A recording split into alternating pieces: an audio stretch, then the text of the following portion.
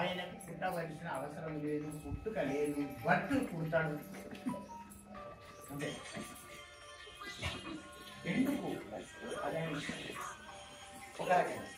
ఇంకొక రకంగా చెప్తే మనం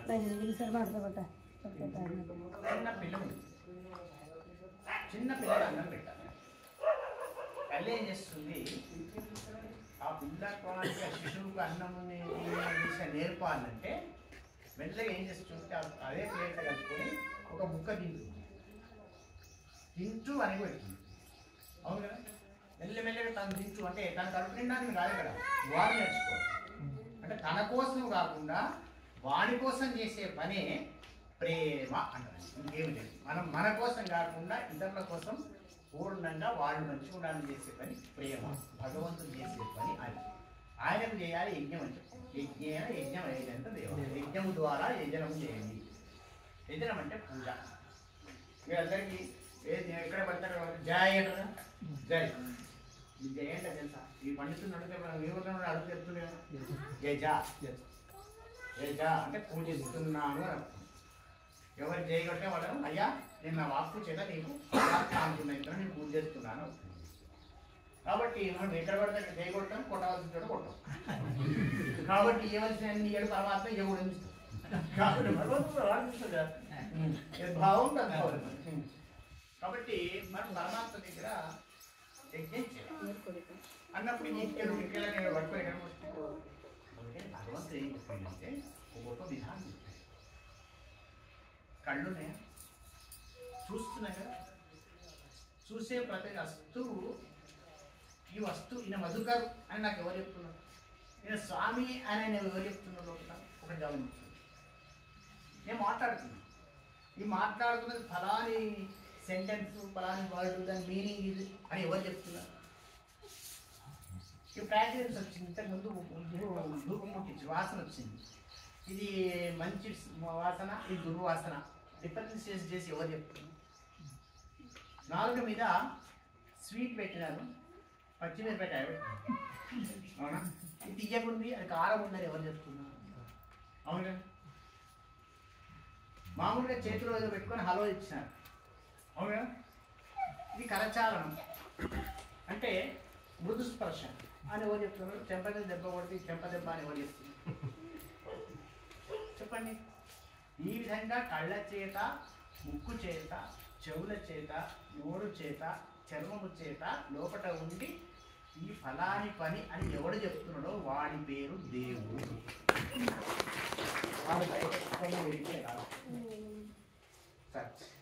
ఇన్నర్ సర్చ్ అది చేస్తున్నాం. ఆయన యజ్ఞం చేయాలి. ఏం చేయాలి? మన కళ్ళతో చూస్తున్నాం కదా, చూసే ప్రతి వస్తువు లోపల దేవుడికి సమర్పణ చేయాలి. అంతే. నువ్వు చూసే చూపును పరమాత్మకు సమర్పణ చేయి. నువ్వు ముట్టుకున్న ముట్టుకు ఎవరైనా పట్టుకున్నావు, మన్మన్ను ఎత్తుకున్నావు, నా మన్మడు నా మన్మరాలు రేపు పొద్దుననే ఉద్ధరిస్తాడు. నువ్వు అన్నీ అంతగా ఆ స్పర్శ చేసినప్పుడు ఏమనుకోవాలి? భగవంతుడు సర్వవ్యాపి అయినటువంటి పరమాత్మ ఇవాళ నా మన్మం ద్వారాను నా మన్మరాల ద్వారాను ఈ విధంగా వచ్చి నా చేత స్నానం పోయించుకుంటున్నాడు కదా, నా చేత ఎత్తుకోబడుతున్నాడు కదా. పరమాత్మ ఎంత దయామయుడు అనుకుంటే చర్మంతో చేసేటువంటి యజ్ఞం అనుకుంటుంది. ఈ విధంగా మన జ్ఞానేంద్రియాల చేత ఏదైతే గ్రహిస్తున్నామో గ్రహించే ప్రతి అంశాన్ని లోపల పరమాత్మ సమర్పణ చేయడం పేరే సవము అంటారు. దాని పేరు ఉత్సవం. ఇవాళ మనం చేసేది ఉత్సవం. అందుకని ఇప్పుడు మనం దేవుడికి సమర్పణ చేయాలి. కళ్ళతో చూసి దేవుడికి సమర్పణ చేయాలి. దేవుడు అంటే ఎవరు? ప్రేమమూర్తి, దయామయుడు, నిత్య శుద్ధ బుద్ధ రూప స్వభావుడు. అంతే కదా. పుట్టుక లేకుండానే మన కోసం ప్రేమతో పుట్టేటువంటి వాడు. అన్ని రకాలైనటువంటి పరిశుభ్రమైన వస్తువు పేరు దేవుడు. మరి పరిశుభ్రమైన వస్తువుని దేవుడికి సమర్పించేది ఎక్కడ ఉండాలి? అపరిశుభ్రం సమర్పించలేం కదా. అందుకని మన చూపు ఎట్లుండాలి? పరిశుభ్రమైన చూపు చూసి సమర్పణ. ఆ విధంగా పంచేంద్రియాల ద్వారా మనం ప్రతిదీ ఆ విధంగా చేసి సమర్పణ చేస్తే నీకు బయట తిరిగి యజ్ఞం చేసిన దానికంటే ఎక్కువ ఫలితము ఈ అంతర్మహాయజ్ఞం ద్వారా వస్తుంది. దాని దాని బాగా మనం ప్రాక్టీస్ చేయాలి. ఇది చెప్పడం చాలా ఈజీ, ఎందుకంటే చెప్పే నోటి నుంచి అనుకుంటే అయిపోతుంటుంది కదా. ప్రాక్టికల్ వచ్చినప్పుడు అసలు విషయం అర్థం. ఒక చోట తయారా ఉపన్యాసం ఇస్తుంటే అందరూ ఏం దేహం ఏంటి శాశ్వతం, ఏమన్నా దేహం శాశ్వతం కాదు. We are not permanent. ఎక్కడన్నా ఒకసారి మనం పోవాల్సింది, మనం తాతురా ముత్తాతురా ఏం తీసుకపోయింది అంటే ఎదురుగా కూర్చున్న ఒక ఆమె విన్నది, అందరూ విన్నారు సార్. అవును నిజమే కదా అంటే ఇంటికి పోయిన తర్వాత ఆ పక్కింటానే కొంచెం రోదనం చేయడం. రోదనం అంటే ఏడుస్తుంది. అదే పాత్ర ఎందుకు ఏడుస్తుంది అనుకోని అయ్యగా అక్కడికి పోయింది. అమ్మాయి ఎందుకు ఏడుస్తుంది లేదంటే మా బంధువులు ఒక దగ్గర వాళ్ళు గతించిన ఏడుస్తుంది. నేను ఏం చెప్పిన తర్వాత ఉపన్యాసం, దేహం శాశ్వతం కాదు, బంధం శాశ్వతం కాదు. ఎక్కడైతే కూల్డ్రింక్ షాప్లో అందరూ కలుస్తామో అట్లా కలుస్తాం, బస్ స్టాండ్ ఎట్లా కలుస్తామో అట్లా కలుస్తాం, విడిచిపోతాం. ఎందుకు పోదేశం. అవును నిజమే కదా, తృప్తి పడి దుఃఖం మారింది. తెల్లవారి పొద్దున ఆమె మెల్లగా దేవాలయం వెళ్ళాలని వెళ్తుంది.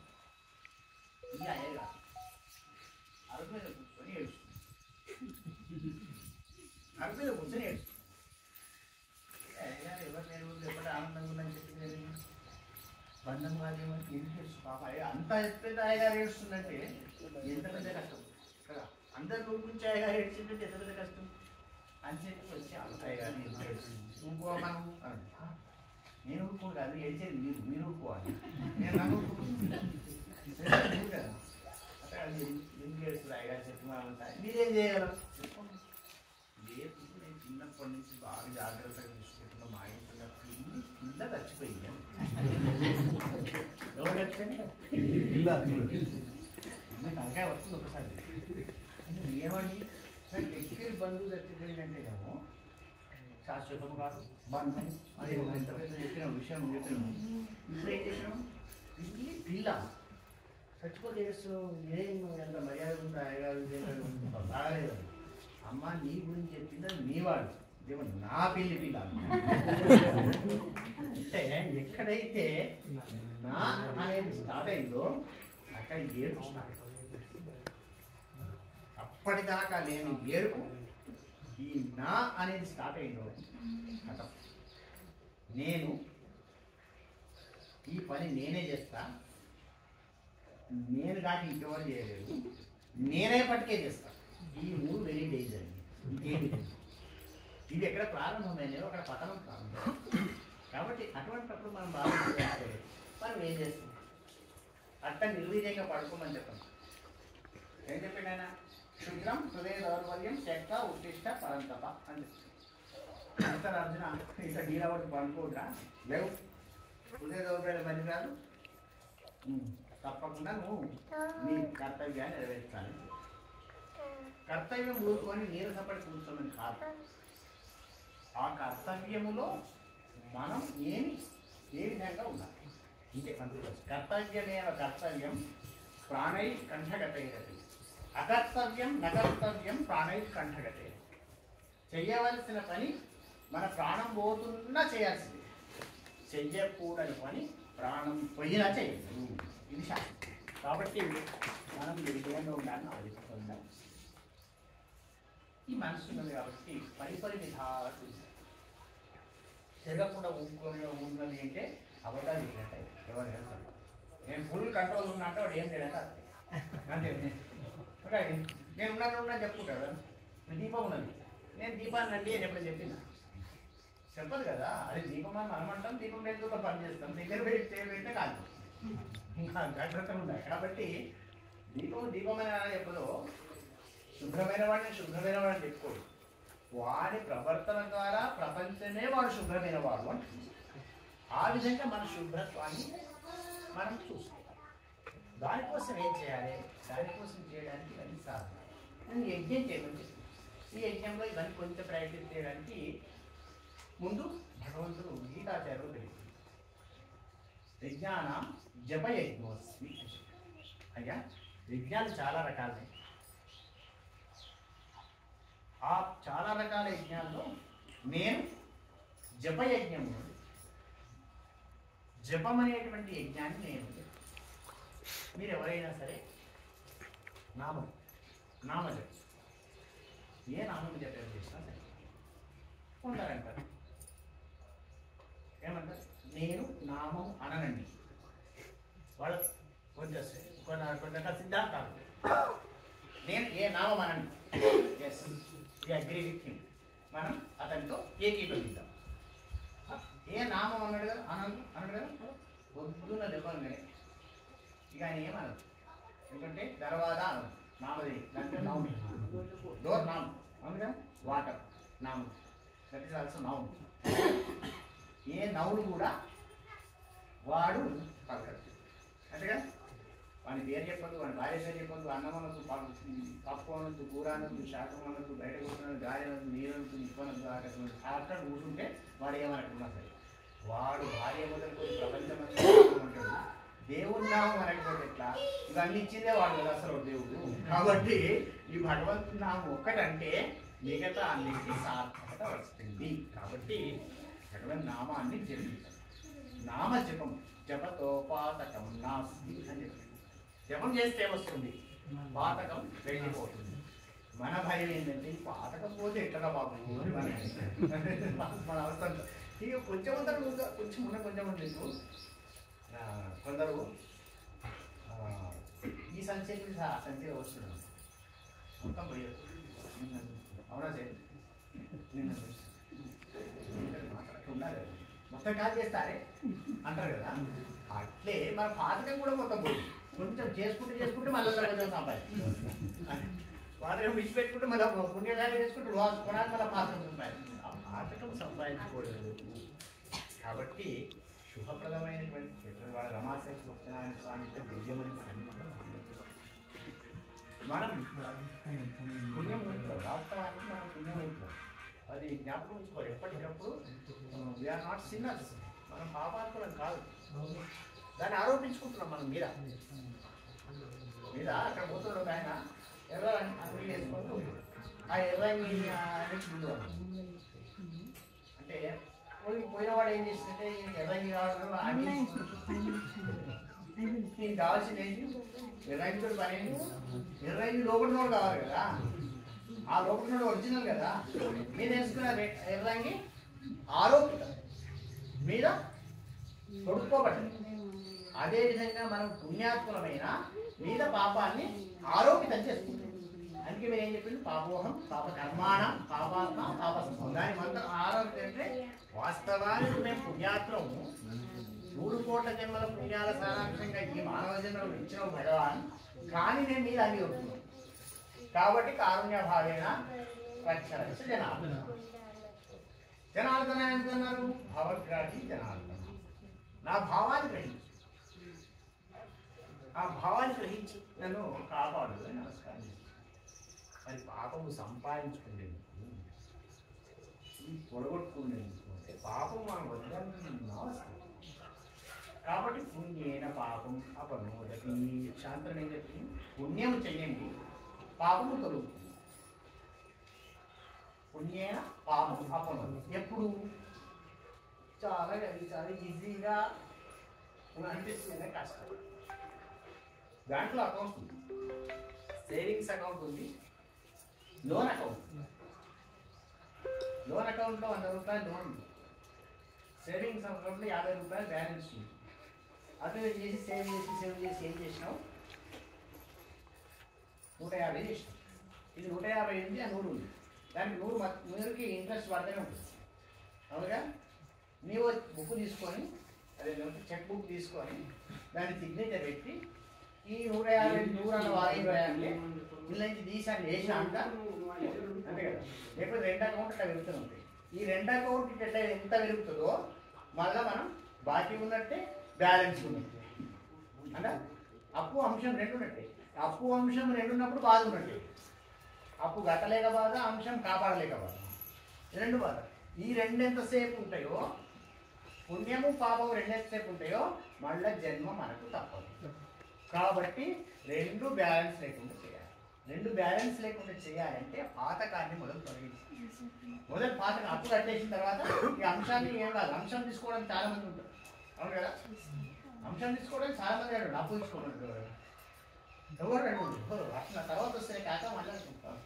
ఎంతగానో అప్పుడు ఎట్లయితే అయినా ఆలోచన చేద్దాం, రేపు పొద్దున వస్తాను ఇవాళ రాదు కనబడి, ఎందుకంటే ఎవరు రేపు పొద్దున వస్తాను, రేపు పొద్దున వస్తుంది ఎవరిపై రాడు. 1000 రూపాయలు వచ్చినాయి ఏం చేయాలి కాదా, నేను మంచి చూసిన రాదు నాదే ఉండే అంశానికి అంతా ముందు అప్పుడు ఎవరు ఉంటారు. కానీ భగవంతుడు అనేవాళ్ళు అనుకుంటున్నారు, నా పాపాన్ని సమర్పణ చేస్తున్న స్వామి అంటే తీసుకొని కూడా మనం ధరింపజేస్తారు. ఒకసారి జ్ఞాపకం ఈ పుణ్యాన్ని పాపాన్ని రెండింటిని కూడా సమర్పణ చేసుకోవాల్సినటువంటి స్థితి మనకి. కాబట్టి ఆ విధంగా మరి రమా సహిత సత్యనారాయణ స్వామి సన్నిధిలో ప్రేమమూర్తులుగా ఉన్నాం. నేను ఎప్పుడు చెప్పే మనమే మళ్ళీ జ్ఞాపకం చేస్తాను మీకు. మనం ఎక్కడికి పోయినా ఏం చేస్తాం, నా నోట్లో వేలు పెట్టి నీ కంట్లో వేలు పెడతాను, నీ కంట వేలు పెడతాను, నా నోట్లో వేలు పెట్టు, ఇప్పుడు నోట్లో వేలు పెట్టి పోతుంది, కంట వేలు పెట్టి మన కంట రెండు మనకే వస్తుంది. కాబట్టి మన ప్రకృతి అట్లా తయారైంది. దాని నుంచి మస్ట్ చేంజ్, మారాలి. మారడం అనేది మానవునికి ఉన్న గొప్ప వరం. మిగతా వాళ్ళు మారలేదు, మిగతా జంతువులు మారవు. ఒక పులి పాలుగాడి బతుకుంటే బతుకు, ఒక మనిషి నువ్వు నాన్ వెజ్ తినకు, నువ్వు ఫలహారం చేసి ఉండు అంటే ఉండగలుగుతావు. ఇదే మనిషికి. కాబట్టి మన భావాన్ని మన దాన్ని మొత్తం మార్చుకునే శక్తి మనకు. కాబట్టి మార్పు కోసం పరమాత్మ మనం ఆశ్రయించాలి, మార్పుతోనే ఉండాలి. ఒక మాట ఇంకొక మాట ఏంటంటే భగవంతుడు మనకి ఇచ్చిన వరం మాట. ఎంత పంచాయతీ ఉన్నా సరే, కోపం వచ్చింది, భావం వచ్చింది, ఉద్రేకం వచ్చింది, 2 మాటలు అనుకోండి, తెల్లారి మన మాటలు బంద్ చేయాలి. ఎందుకంటే మనంతర భగవంతుడు ఇచ్చింది వాడు బంద్ చేశాను, ఎట్లా బంద్ చేశాను, మనంతరం మనం బంద్ చేసేది చెప్పు ఒకసారి. కాబట్టి ఎదుటి వ్యక్తిలో పరమాత్మను చూడాలి, పరమాత్మతోటే మాట్లాడుతున్నాం అనుకోవాలి. ఆ విధంగా ఉన్నప్పుడు మన జీవనం సార్థకమై. రెండవది ఇంకొకటి ఉంది మనకు, మొదటికన్నా ఫోన్ చేసి వచ్చింది, కనీసం సాగలేదా? ఈ ఫోన్ చేసినా కూడా మొదలు వానికి చేసినాక నాకు చేసిందా, నాకు చేసినాక వానికి చేసింది, ఇది మొదలెట్టాను. నేను ఉన్నట్లే ఉంటే నన్ను విడిచిపెట్టి పక్క దుకాణంలో నేను చెప్పొచ్చిండు, నాకు తర్వాత వచ్చిండు. వచ్చినాక తన పూజ తానే కానీ ఎందుకు పిలిచింది మరి, ఇది మొదలెట్టింది. ఇక అయ్యి ఆలోచుకోండి, ఆ ఫలాన్నాడు పాద పూజ అయినాడు నేను పోతే విలువలేదు కాబట్టి నేను ఇప్పుడు పిలిచి నేను పాద పూజ చేసుకుంటూ కూర్చొని అనుగా ఇది తయారు, ఈ మొత్తం సిస్టమ్ తయారు. కాబట్టి బాగా గుర్తుంచుకోండి, ఒకరి పట్ల తప్పు చేయొద్దు, ఒకరి దగ్గర తప్పు తీయద్దు, తప్పు చేయొద్దు, తప్పు తీయద్దు. ఈ విధంగా మన జీవనాన్ని సరి చేసుకుందామని తెలియజేస్తాం. మరి మన చాకిరిమెట్ల సహకార ఆంజనేయ స్వామి దగ్గర సహస్రమణి సూక్త మహారుద్రం మొదలైనటువంటి కార్యక్రమాలు జరిగినాయి. నారాయణఖేడ్ నుంచి కూడా చాలామంది వచ్చి సేవా కార్యక్రమంలో పాల్గొన్నారు. కొంచెం రుచి చూపించినట్టుగా వచ్చినారు. ఇంకా నారాయణఖేడ్ ఎంతమంది ఉన్నారో తెలుసు, ఎవరెవరు ఉన్నారో కూడా నాకు తెలుసు. వివిధ కారణాల వల్ల రాలేకపోయినారేమో. అటువంటి కార్యక్రమాలు ఇంకా చాలా జరుగుతున్నాయి. మన దగ్గర కోటి రుద్రం, కోటి శ్రీసూక్తాల లేకుండా సంకల్పం జరిగింది. సహస్రకోటి నామజప మహాయజ్ఞం శ్రీమాత్రే నమః నడుస్తున్నది మీ గ్రామంలో ప్రారంభం చేస్తున్నారు. ఈ కోటి శ్రీసూక్తము, కోటి రుద్రం ఈ పారాయణాల భాగంగా అక్కడక్కడ మహారుద్రాలు, సహస్ర శ్రీసూక్త పారాయణాలు జరుగుతుంటాయి. ఆ పరంపరలో మనందరి గురుస్థానం కలియుగం ఆవిర్భావం కంటే ఒక 150 సంవత్సరాల ముందు ఆవిర్భవించినటువంటి మన సదానంద మఠంలో, బసవ కళ్యాణంలోని సదానంద మఠంలో జూలై 7వ తేదీన మహారుద్ర పారాయణ కార్యక్రమం జరగబోతుంది. కాబట్టి మీరందరూ 6వ తేదీ మధ్యాహ్నం వరకు చేరుకొని అక్కడనే బస చేసి, అక్కడ ఏమి సౌకర్యాలు ఉంటాయి, సరుకులు ఉంటాయి, మీ పప్పులు ఎంత ఉంటాయి నేను చెప్తానండి.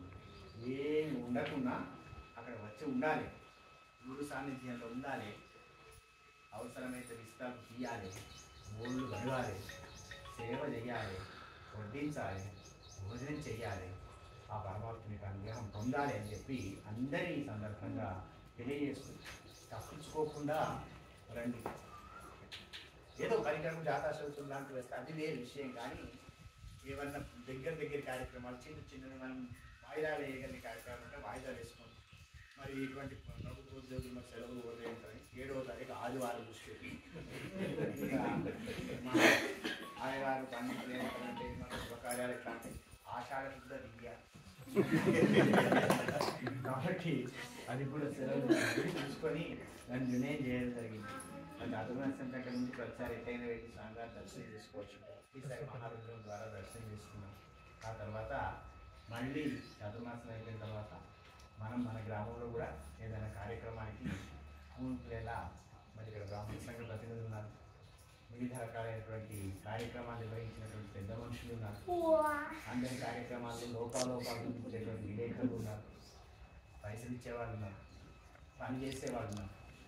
ఇంతమందికి చెప్పేటంటే మన దగ్గర కూడా ఒక కార్యక్రమాన్ని ఎప్పుడన్నా ఒక రూపకల్పన చేసుకొని సవీధిగా మన కార్యక్రమాల్లో మనం చేసుకున్న కార్యక్రమాల్లో ఒక సిస్టమేటిక్ ఉంటుంది. అది నాకు ఒక వరంగా ఉంది. ఇంకా స్వామి నిలిస్తే అనవసరంగా కూర్చోబెట్టమంటారు, దానికి సగం మంది ఇస్తాయి కదా, సంతోషించే. కాబట్టి వాళ్ళు అటువంటి నియమాలు తప్పకుండా మనం తప్పకుండా కార్యక్రమాలు చేసుకుందామని తెలియజేస్తూ మరి మంచి కార్యక్రమాలు నిర్వహించినటువంటి స్థానికులు మరి వచ్చినటువంటి భక్త జనాలకి కూడా మీలో ఉన్నటువంటి ప్రేమతత్వం ఇంకా పెరిగి పరస్పరం దైవభావాలతో ప్రేమాత్ములుగానే చిరజీవులు కావాలని ఆ పరమాత్మను నారాయణ స్మరణ పూర్తి అర్థిస్తూ ఒక నిమిషం శ్రీమాత్రేమో చేసుకొని